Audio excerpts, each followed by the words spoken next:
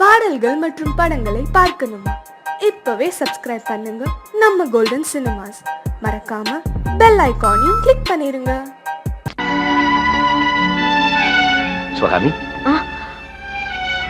ஏன் கவலையா இருக்கு? என்ன யோசனை? நேத்து மழை வந்திருக்கவே கூடாது.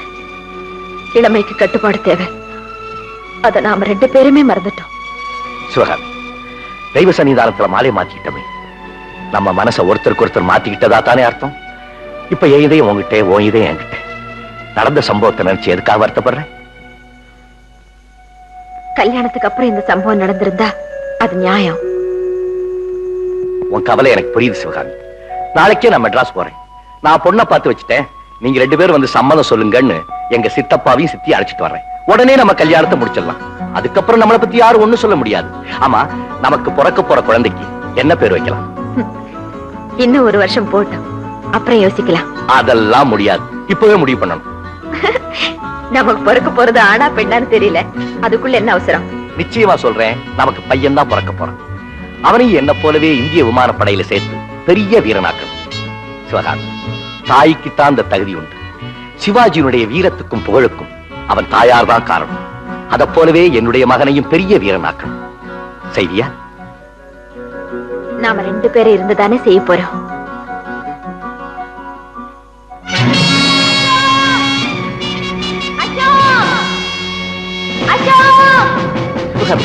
என்ன இவ்வளவு காலையில இங்க வந்திருக்க? அதுவும் ரொம்ப தூரத்துல இருந்து. நீங்க ரொம்ப தூரம் போக போறீங்க இல்லையா, அதனாலதான். நான் என்ன ரொம்ப நாளைக்கு இருந்துடவா போறேன்? 2 நாள். நாளை, நாளை மறுநாள். அந்த மறுநாள் நீங்க கண்டிப்பா வந்துடணும். பிராமிஸ்? பிராமிஸ். எங்க சித்தி சித்தப்பாவோட நேரா உங்க வீட்டுக்கு வந்து நம்ம கல்யாணத்தை முடிச்சிடலாம். ஓகே? ஆனா இந்த 2 நாளும் போகணுமே. இந்தா, இத பாத்துக்கிட்டே இரு. 2 நாள் ஈஸியா போயிடும். நான் பாத்துக்கிட்டே இருக்கேன். நீங்க சீக்கிரம் திரும்பி வரணும். சீக்கிரம் வந்துடுறேன். போயிட்டு வரட்டுமா? பாய்.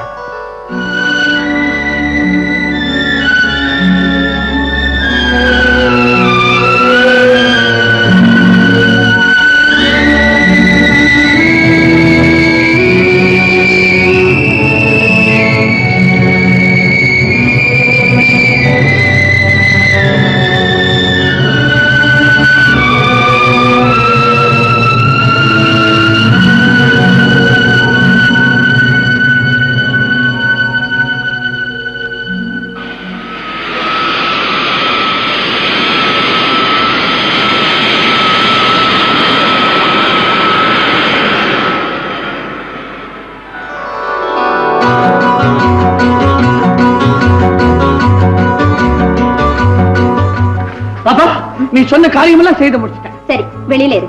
என்னைய வெளியே போக சொல்ற? நான் என்ன கணக்கா கேட்டேன்? மாசல நில்லுங்கிற. அதான் ஏங்குறேன். மாப்பிளையும் பெரியவங்களும் வந்த உடனே ஓடி வந்து என்கிட்ட சொல்லு. சரி. பாப்பா பாப்பா, மாப்பிளையும் பெரியவங்களும் வந்துட்டாங்க. அவங்க வந்த உடனே இந்த மாதிரி சொன்ன போதுமா?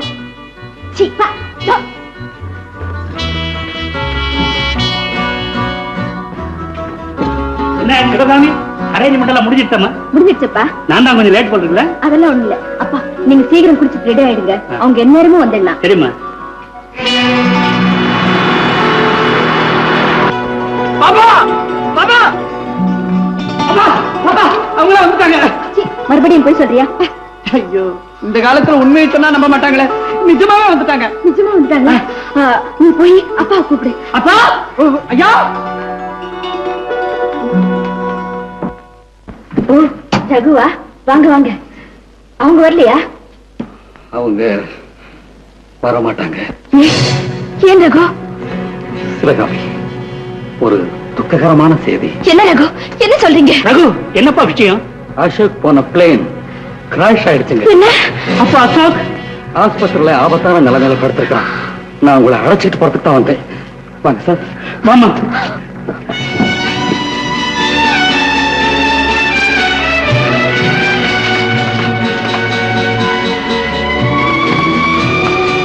Doctor, this is Sivakami. ஓ, நினைவு வந்ததுக்கு அப்புறம் அசோக் உங்களை மட்டும் பார்த்து விருப்பப்பட்டாரு. சோ நீங்க மட்டும் உள்ள வரலாம். வாங்க.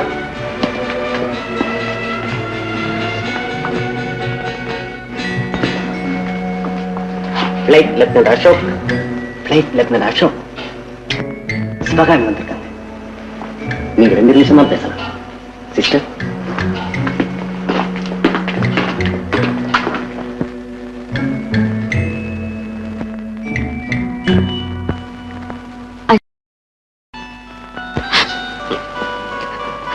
அசோக்,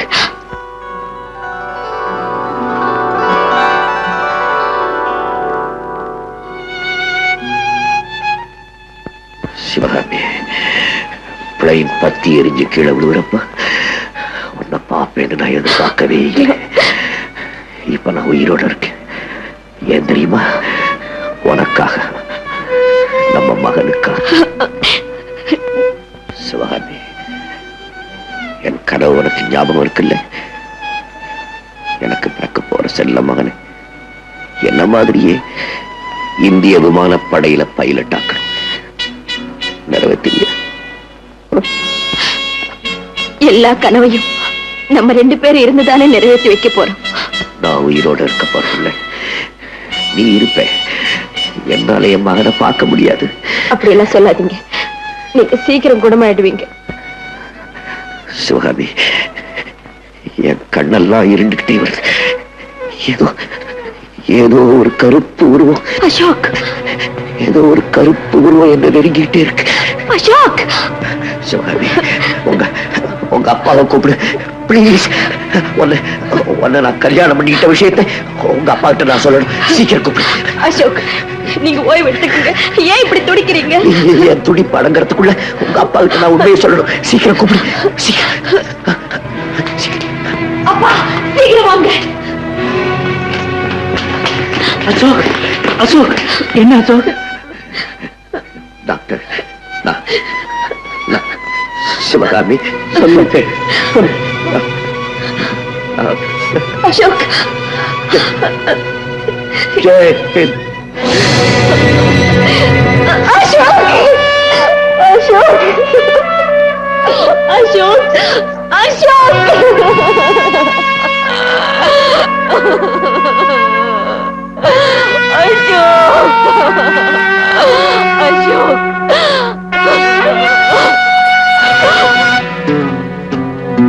சிவகாமி, வீரனோட வாழ்க்கையில மரணம்ங்கிறது ஒரு சாதாரண நிகழ்ச்சி தான். இருந்தாலும் அது இவ்வளவு சீக்கிரம் அசோக்கு வந்திருக்கவே கூடாது. விதியை நாம எழுதுறோம். பட் அசோக் சும்மா சாகல. எங்க விமானப்படையே பெருமைப்படும்படியான ஒரு சாதனை பண்ணிருக்கிறான். ஒரு புது ரக பிளேன் டெஸ்டுக்கு வந்தது. அதுல ஒரு சில கோளாறுகள் இருக்கும்னு எங்க என்ஜினியர்கள் அபிப்பிராயப்பட்டாங்க. எல்லாரும் அந்த பிளேனை ஓட்டி பார்க்க தயங்கின போது அசோக் தானே முன் வந்து தைரியமா அதை ஓட்டினான். பிளேன் பத்தி எரிஞ்சுக்கிட்டு இருந்தப்ப கூட அதுல உள்ள கோளாறுகளை எங்க என்ஜினியர்களுக்கு அவன் தெரிவிச்சுக்கிட்டே இருந்தான். கடைசி வரைக்கும் அவன் தன் கடமையில இருந்து மாறல. நாமும் தான் ஒரு நாளைக்கு கண்ணை மூட போறோம். ஆனா உலகம் எண்ணி பார்க்கும்படியான ஒரு நல்ல காரியத்தை செய்தோம்னா அதுதான் நமக்கு பெருமை. அசோக் அதை செய்துட்டான். அவனை நினைச்சு நீ பெருமைப்படணுமே தவிர அழக்கூடாதுமா. இல்ல ரகு, நான் அழல. என் வேதனை மறக்க முயற்சிக்கிறேன். இனிமே அழ மாட்டேன். அழவே மாட்டேன்.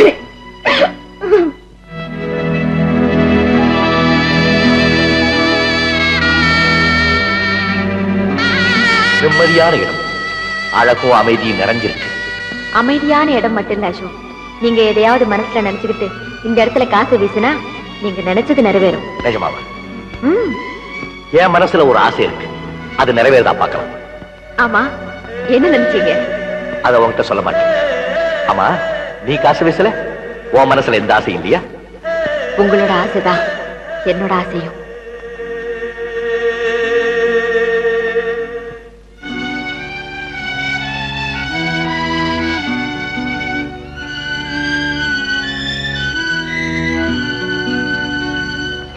எங்கம்மா போயிருந்த?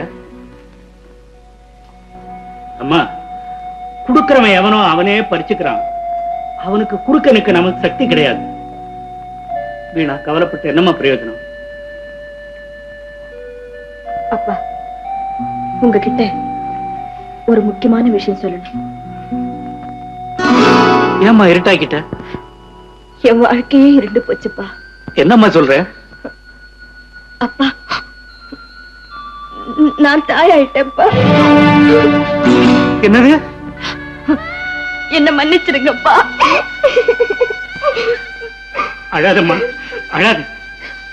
நம்ம நாளை காலையில எங்கேயாவது போயிடுவோம். எங்கப்பா போறது? நம்ம அடையாளம் தெரியாத இடத்துக்கு. அங்க போய் உடம்ப பாத்துக்கிட்டு 1-2 மாசத்துல திரும்பிட்டோம்னா ஊருக்கு ஒண்ணுமே தெரியாது. அப்பா, நீ இந்த விஷயத்தை கெட்ட கனவா நினைச்சு மறந்துடலாமா? எதுப்பா கெட்ட கனவு? அவரோட நல்ல கனவே நான் சுமக்கிற குழந்தை தானே. அவர் நினைவா எனக்கு கொடுத்த பரிசாச்சே. எப்படிப்பா அந்த குழந்தைய போய்? புரியாம அழகியம்மா. தாயா நின்ன தர்மம் பேசுறே தவிர ஒரு பெண்ணா நினைச்சு யோசிச்சு பாரு. உனக்கு கல்யாணம் ஒண்ணாக குழந்தைய பெத்தீங்கன்னா உன்னை கெட்டு போனவன் தூத்துவாங்க. உன் பிள்ளைக்கு என்னவெல்லாமோ பட்டம் கட்டுவாங்க. ஊருக்கு வாய் பெருசே தவிர இதைய ரொம்ப சின்னதம்மா. இது திருட்டு காதல் இல்லப்பா, தெய்வ சன்னிதானத்தில் நடந்த திருமணம். சன்னிதானத்துல நடந்தது யாரம்மா கேக்குறாங்க? சமூகத்துக்கு முன்னால் நடந்ததா? சமூகம் என்னப்பா சமூகம்? எப்ப உண்மைக்கு அனுதாபம் காட்டுறதுக்கு உங்களுக்கு உள்ள இல்லையோ அப்புறம் எதுக்காக இந்த சமுதாயத்துக்கு பயப்படா? ஏன் மதிக்கணும்? என்னம்மா என்னெல்லாமோ பேசுறேன். என் மகளுக்கு ஒண்ணு நான் என்னால தாங்கவே முடியாது. நான் சொல்றது கேளு. அந்த குழந்தைய அப்பா, வளர்ந்த உங்க மகளுக்கும் உயிர் தான் இருக்கு, வளர்ற என் குழந்தைக்கும் உயிர் தான் இருக்கு. உங்களுக்கு என் மேல இருக்கிற பாசம் தானேப்பா எனக்கு ஏன் குழந்தை மேல இருக்கும்? சிவகாமி, கவலைப்படாதீங்கப்பா. நான் ஒரு முடிவு செஞ்சுட்டேன். உலகமே என்னை எதிர்த்தாலும் மனமாற ஏத்துக்கிட்டு அசோக்கோட ஆசையை நிச்சயமா நிறைவேற்றுவேன். இது சத்தியம். சார், நீங்க யாருங்க? நான் டாக்டர் ராமநாதன். இது என் மக சிவகாமி. நீங்க தானே அசோக்குடைய சித்தப்பா? ஆமா. உட்காருங்க, உட்காருமா. என்னங்க, காலையில நான் புறப்பட்டு வரேன்னு அசோக் தந்தி கொடுத்திருந்தான். ஆசையா நாங்க எதிர்பார்த்துக்கிட்டு இருந்தோம். சாயங்காலம் அவன் போயிட்டான்னு தந்தி வந்திருக்குங்க. நினைச்சே பார்க்க முடியல. கண்ணாமூச்சி விளையாடுற மாதிரி விதி விளையாடிட்டுதுங்க. என் மகளை பத்தி அசோக் உங்ககிட்ட ஏதாவது சொல்லியிருக்கானா? இல்லைங்களே. அசோக் அங்க இருக்கும்போது அடிக்கடி எங்க வீட்டுக்கு வருவான். என் மகளுக்கும் அசோக்குக்கும் ஒருத்தருக்கு ஒருத்தர் மனசு ரொம்ப பிடிச்சு போச்சு. கோயில்ல கல்யாணமே பண்ணிக்கிட்டாங்க. கல்யாணம் ஆயிடுச்சு? ஆமாங்க. இப்ப என் பெண்ணு கர்ப்பமா இருக்க. என்னங்க ஒரே குழப்பமா இருக்கு. அசோக் என்கிட்ட எதையும் சொல்லாம செஞ்சது இல்லையே. என்னங்க, உங்களை தானே? மன்னிக்கணும், இத வந்துட்டேன். இந்த பாருங்க, அந்த பொண்ணையும் கிழவனையும் முதல்ல வெளியே தள்ளுங்க. என்ன சொல்ற நீ? என்னங்க, உங்களுக்கு மூளை இருக்கா? யாரோ ஒருத்தி கற்போன் வந்தா நம்பிடுறதா? கண்ட பிள்ளைக்கு நம்ம வீட்டுல தொட்டில் கட்டுறதா? இல்ல என்ன இல்ல, அசோக் இன்சூரன்ஸ் பணம் இன்னும் என்னென்னமோ தொகை லட்சத்துக்கு மேல வர வேண்டியது இருக்கு. அத வளைச்சு போடதான் அவங்க பிளான் பண்றாங்க. அத புரிஞ்சுக்காம சரி சரி இங்கே இருக்க, நான் போய் அவங்க அனுப்புறேன். நான் தான் ஈஸ்வரி, அசோக்குடைய சித்தி. அவருக்கு திடீர்னு உடம்பு சரியில்லை. இனிமே நீங்க அவரை பார்க்க முடியாது. நீங்க போகலாம். அப்படி எல்லாம் சொல்லாதீங்கம்மா. உங்க வீட்டு மருமக. என்னது மருமகளா? அசோக என்ன கேட்காம கல்யாணத்தை செஞ்சுக்கிட்டானா? யாருக்கிட்ட காது குத்துறீங்க? நல்லா இருக்கேன். போன பிள்ளைய சாக்கா வச்சுக்கிட்டு ஒரு பாரத்தை எங்க தலையில கட்டிட்டு போலான்னு வந்திருக்கீங்களா? இல்லம்மா, இல்ல, சத்தியமா சொல்றேன். இவ அவனுடைய மனைவிதான். சிவகாமி சுமக்கிறது அசோக்குடைய குழந்தைதான். போது நிறுத்துங்க. எங்க குடும்பத்துல இந்த கேவல புத்தி யாருக்கும் இருந்ததில்ல. மருமகளும் தாலி கட்டுறதுக்கு முன்னாடி கவர் பண்ணிட்டு இங்க வந்ததே இல்ல. இது மானஸ்தங்க குடும்பம். அம்மா அம்மா, நீங்களே இப்படி சொல்லிட்டா அவ எங்கம்மா போவோம்? ஏன் கடல் இல்ல விழறதுக்கு? ரயில் ஓடுத அந்த தண்டவாளம் இல்ல? அட ஒண்ணும் வேண்டாம். நீங்க டாக்டர் ஆச்சே, உங்ககிட்ட விஷம் இல்ல? அம்மா வாங்கப்பா. உங்களுக்கு குழந்தை இல்லைன்னு நினைக்கிறேன். இருந்திருந்தா இப்படி பேசிருக்க மாட்டீங்கம்மா. பாபு,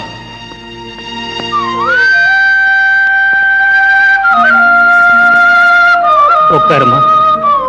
நீங்க போங்கப்பா. விதி விட்ட வழி நான் போறேன். என்னம்மா இது? இல்லப்பா, என்ன பெத்து வளர்த்ததுக்கு உங்களுக்கு பெருமை தேடி தந்துட்டு யாருகிட்டையும் எதுக்கும் கெஞ்சாத உங்களை யாரோ என்னென்னமோ பேசும்படி எல்லாம் செஞ்சுட்டேன். அவரோட நானும் போயிருக்கலாம், செத்திருக்கலாம். அப்பா, உன்னை சாக விட்டதுக்கு அப்புறம் எனக்கு என்னம்மா வேலை? அம்மா, தெய்வத்தினுடைய சோதனை எவ்வளவு தூரம் தான் போகுதுன்னு பாக்க. அழக்கூடாதம்மா. எனக்கு உன் வேதனை புரியுது. யாருக்கிட்டையாவது கஷ்டத்தை சொன்னாதான் மனப்பாறை இறங்கும், வழியும் பிறக்கும். உனக்கு தடை இல்லைனா என்கிட்ட சொல்லு, என்னால ஆனதை செய்யறேன்.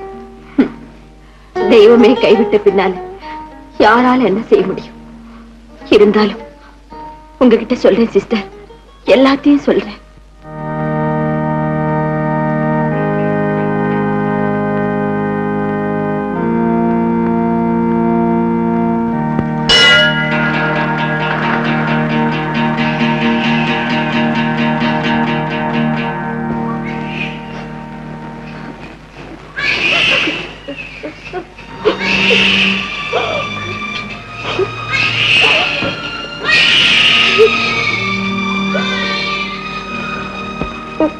கவலைப்படாத சிவகாமி, நாளை காலை வரைக்கும் பொறுத்துக்கோ. 9 மணிக்கு இங்க வந்து யாரோ ஒரு அனாதை குழந்தைய ஸ்வீகாரம் எடுக்கிற மாதிரி ஒரு சொந்த மகனையும் ஸ்வீகாரம் எடுத்துக்கலாம். இதனால கல்யாணத்துக்கு முன்னால கரப்பட்ட உன் கலங்கமும் போகும். கதை பேசுற ஊருக்கு உன்னை குற்றச்சாட்டும் வழி இருக்காது. என்னம்மா?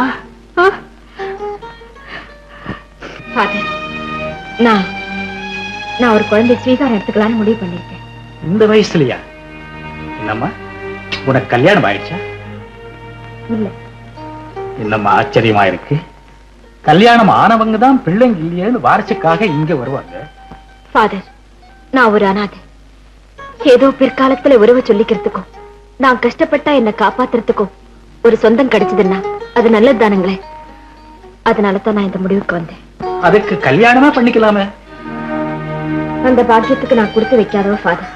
சரிம்மா, குழந்தைகளை காட்டுறேன், வா. வாமா, பாரு, இந்த குழந்தைகள் உனக்கு எது பிடிக்கும்னு பாரு.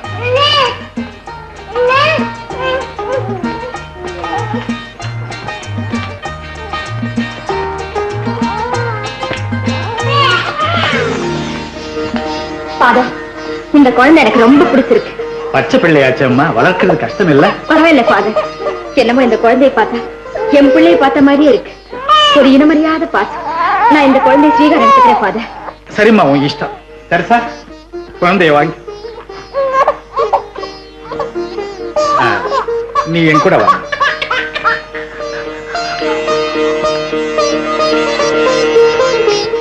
ஏம்மா, குழந்தைக்கு என்னென்ன தேவைன்னு உனக்கு தெரியுமில்ல? சொல்லுங்க ஃபாதர். இந்த லிஸ்ட் இதெல்லாம் வாங்கிட்டு வா. அதுக்குள்ள நான் ஸ்வீகார பத்திரம் தயார் பண்ணி வைக்கிறேன். அதுல கையெழுத்து போட்டுட்டு குழந்தைய எடுத்துன்னு போலாம். சரி ஃபாதர், நான் இப்பவே வந்துடுறேன். ஃபாதர், நீங்க கொடுத்த லிஸ்டை விட எனக்கு இருந்த ஆசையில குழந்தைக்கு என்னென்ன வேணும் எல்லாத்தையும் வாங்கிட்டு வந்துட்டேன். உன் பாசம் அந்த குழந்தைக்கு கொடுத்து வைக்கலாமா? ஃபாதர், நீங்க என்ன சொல்றீங்க?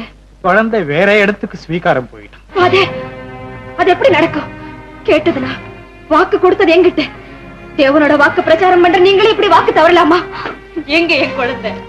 அம்மா, கொஞ்சம் நான் சொல்றதை அமைதியா கேளு. நீ வெளியில போன உடனே ஒருத்தர் இங்க வந்தார். அவருடைய மனைவிக்கு 3 பிரசவமா பிறந்த குழந்தைங்க பிழைக்கிறது இல்லையா? பாவம். நேத்து அந்த அம்மாவுக்கு பிறந்த குழந்தையும் இறந்து போச்சு. அந்த குழந்தை கூட இறந்து போச்சேன்னு அந்த அம்மாவுக்கு தெரிஞ்சா அவங்க எங்க செத்து போயிடுவாங்களோன்னு பயப்பட்டு பாவம் அவங்க புருஷன் ஓடோடி இங்க வந்தார். நல்ல வேலையா அவருக்கு இந்த குழந்தை கிடைச்சது. சாகர தாயோட உயிரை காப்பாத்துதாம்மா அவன் போயிருக்கான். உன்னை விட அந்த தாய்க்கு தாம்மா அவன் தேவை அதிகம். ஃபாதர், அந்த குழந்தை, ஐயோ, உங்களுக்கு நான் எப்படி புரிய வைப்பேன்? ஃபாதர், அந்த குழந்தையை வாங்கிட்டு போனவர் அட்ரஸ் உங்ககிட்ட இருக்கு இல்லையா? இருக்கமா? அவரோட பேரையும் அட்ரஸையும் என்கிட்ட கொடுங்க. இதுக்கு ஃபாதர், தயவு செஞ்சு எதுவுமே கேட்காதீங்க பிளீஸ். சரிதாம்மா. நீங்க தானே சங்கர்? ஆமா. அனாதை இல்லத்துல இருந்து குழந்தையை ஸ்வீகாரம் எடுத்தது நீங்க தானே? ஆமாம்மா. உங்களுக்கு முன்னாலேயே நான் அந்த குழந்தையை தேர்ந்தெடுத்துட்டேன். சாமியார் தவறுதலா அவனை உங்ககிட்ட ஒப்படைச்சிட்டாரு. இப்ப அந்த குழந்தை எனக்கு தேவை. ஏன் ஏன் நான் கேக்குறீங்க? நான் அவனுக்கு அம்மா. என்னது? நீ அந்த குழந்தைக்கு அம்மாவா? அப்ப எப்படி அந்த குழந்தை அனாதை விடுதிக்கு வந்தது? இந்த குழந்தை என் வயித்துல இருக்கும் போதே அவங்க அப்பா இறந்துட்டார். அவரு நானும் இந்த உலகத்தை படைச்ச தெய்வத்துக்கு முன்னாலதான் கல்யாணம் செய்துக்கிட்டோம். ஆனா 4 பேரறிய அக்னி சாட்சியா கல்யாணம் செய்துக்கல. அதை இந்த சமுதாயம் ஏத்துக்கல. என் கல்யாணத்தையே சம்மதிக்காத இந்த சமூகம் என் குழந்தையை மட்டுமா ஏத்துக்க போகுது. அதனால யாருக்கும் தெரியாம அவன் அனாதை இல்லத்துல விட்டேன். சொந்த பிள்ளையா இருந்தா உலகம் கேவலமா பேசும். ஸ்வீகார பிள்ளையா ஏத்துக்கலான்னு மறுநாள் விடுதிக்கு போய் பார்த்தேன். அந்த குழந்தையை நீங்க எடுத்துக்கிட்டு வந்ததாக சாமியார் சொன்னார். சார், என் மேல உங்களுக்கு நம்பிக்கை இல்லைன்னா சாட்சியா நர்ஸ் மேரிய தேவையில்லைம்மா, உன் வார்த்தையில எனக்கு முழு நம்பிக்கை இருக்கு. அப்ப என் பிள்ளை கொடுத்துருங்க. என் வாழ்க்கைக்கு ஆதாரமும் அவன்தான், லட்சியமும் அவன்தான். அம்மா, எல்லாமே சரி. பாத்திரத்துல வெறும் அரிசியை மட்டும் போட்டா வெந்துருமா? வேகிறதுக்கு விறகு வேண்டாம். வெறும் பாசம் மட்டும் பிள்ளையை வளர்த்துடுமா? வளர்க்கறதுக்கு பணம் வேண்டாம். சமூகத்துல அவனுக்கு அந்தஸ்து கௌரவம் எல்லாம் வேணுங்கிற காரணத்துக்காகத்தானே சொந்த பிள்ளையை நீ ஸ்வீகார பிள்ளைன்னு சொல்ற. அப்ப அந்த ஸ்வீகார பிள்ளை உன்னை நெஞ்சார அம்மான்னு கூப்பிடாது இல்லையா? நான் சாகும்போது என் சரித்திரத்தை அவங்கிட்ட சொல்லுவேன். நான் தான் அவனுடைய அம்மான்னு தெரியப்படுத்துவேன். வாழும்போது சொல்ல முடியாததை சாகும்போது சொல்றதுனால உனக்குத்தான் என்ன பலன்? உன் மகனுக்குத்தான் என்ன பயன்? பயனும் இல்லாம பலனும் இல்லாம பாசம்ங்கிற ஒரே வார்த்தைக்காக உன் மகனுடைய எதிர்காலத்தை பலியாக்க போற. இல்ல சார், இல்ல. அவன் பெரிய மனுஷனாகணும். அவங்க அப்பா போல பெரிய வீரனா, சிறந்த விமானி ஆகணும். அதுதான் அவனுடைய லட்சியம். என்னோட கடமை. என் கடமை முடிகிற வரைக்கும் நான் சாகவே மாட்டேன் சார். நிச்சயமா சாக மாட்டேன். உன் லட்சியம் நிறைவேறணும்னா அவன் இங்கேயே வளரட்டும். சார், இது அநியாயம், அநியாயம். இல்லம்மா, இல்ல. நான் சொல்றது கொஞ்சம் பொறுமையா கேளு. நீ செய்யற இந்த தியாகம் பிள்ளை பாசத்தால சாகர என் மனைவிக்கு உயிர் கொடுத்த புண்ணியமா இருக்கும். அதே நேரம் உன் மகன் கௌரவமான இடத்துல சௌரியமா வளருவான். உன் லட்சியப்படி சிறந்த விமானப்படை வீரனாகவும் மாறுவான். பாசத்தோட அவன் உன்னை அம்மான்னு கூப்பிடுற பாக்கியம் கிடைக்காட்டாலும் என் மனைவிய, அதாவது ஒரு சகோதரியா அப்படி கூப்பிடட்டுமே. அம்மா, எண்ணெயில இருந்து இது உன் வீடு. நீ இங்கேயே இருக்கலாம். வளரப்போற உன் பிள்ளைக்கு இன்னொரு தாயா இருந்து பாசத்தை காட்டலாம். அதோட என் அந்தஸ்து கௌரவம் செல்வம் எல்லாம் உன் மகனுக்கே கிடைக்கும். கண்டிப்பா அவனை நான் பைலட் ஆக்குறேன். சம்மதம் தானே? சம்மதம் சார், சம்மதம். ஆனா உங்க மனைவி இதுக்கெல்லாம் அவங்க அதை நான் பாத்துக்கிறேன். ஆனா எக்காரணம் கொண்டு எந்த சந்தர்ப்பத்திலும் நீதான் அவனுடைய தாயின்னு அவளுக்கு சத்தியமா தெரியப்படுத்தக் கூடாது. சரி சார், சத்தியமா நீங்க சொன்னபடியே நடக்கிறேன். சரிம்மா, கண்ணை திறக்க செய்யக்கூடாதான். என் கண்ணுல ஆடாதம்மா, ஆடாத கண்ணா. என் ராஜா இல்ல. என்ன பார்வதி, ஏன் குழந்தை அழுறான்? என்னன்னே தெரியலீங்க, அழுதுகிட்டே இருக்கான். இங்க கொடுங்கம்மா. யாருங்க அவ? நர்ஸ் சிவகாமி. பச்சை உடம்பு, பலகீனமா இருக்க, உன்னால குழந்தையை கவனிக்க முடியாதுன்னு டாக்டர் தான் இவளை அனுப்பிச்சு வச்சிருக்காரு. இவளையா? வயசுல சின்னவளா இருக்காளே, இவளுக்கு எப்படி குழந்தையை கவனிக்க தெரியும்? உள்ள பெற்றவங்களுக்கு தானே அந்த அனுபவம் இருக்கும். அனுபவம் இல்லாட்டாலும் ஒரு தாய்க்குள்ள அன்பும் பாசமும் என்கிட்ட இருக்குமா? குழந்தை என்கிட்ட கொடுங்க, நான் பாத்துக்கிறேன். கொடுங்கம்மா.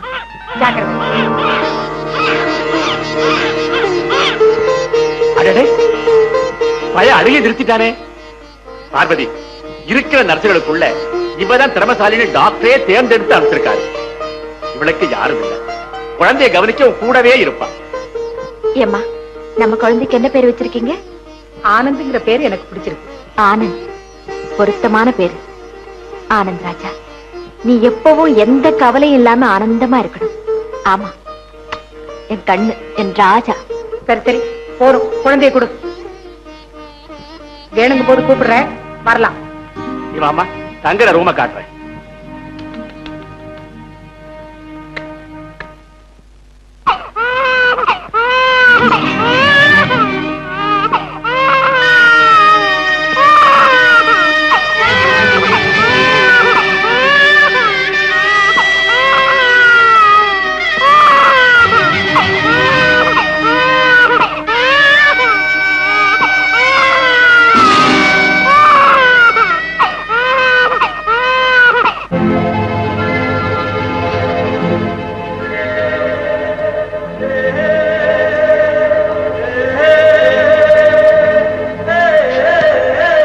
அசோக், உங்க கனவை நிறைவேற்றுறதுக்காக பெத்தவ நானே பிள்ளைய வேறொருத்தருக்கு தத்தம் பண்ணிட்டேன்.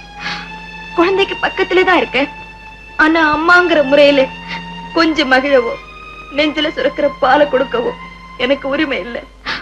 நான் சட்டப்பூர்வமா அம்மா இல்ல, சம்பளம் வாங்குற ஆயா.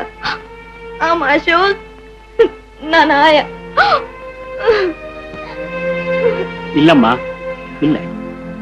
பால் கொடுக்கவும் பராமரிக்க உனக்கு உரிமை உண்டு. ஆனா பார்வதிக்கு தெரியாம மட்டும் நடந்துக்கும்.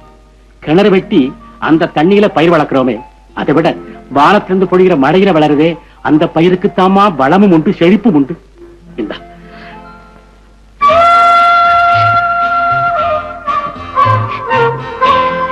நீங்க நானும் ஒரு தாய்க்கு பிள்ளையா பிறந்தவன் தானே அம்மா. பாலை கொடுத்துட்டு பார்வதி கிட்ட சீக்கிரமாக நான் படுக்க வச்சிருக்கேன். ஆனந்தராஜா, நீ உங்க அப்பா கனவை நிறைவேற்றி பெரிய பைலட் ஆகணும். நான் உங்க அம்மா இதெல்லாம் பார்த்து பூரிச்சு போகணும். ஏண்டா சேவியா?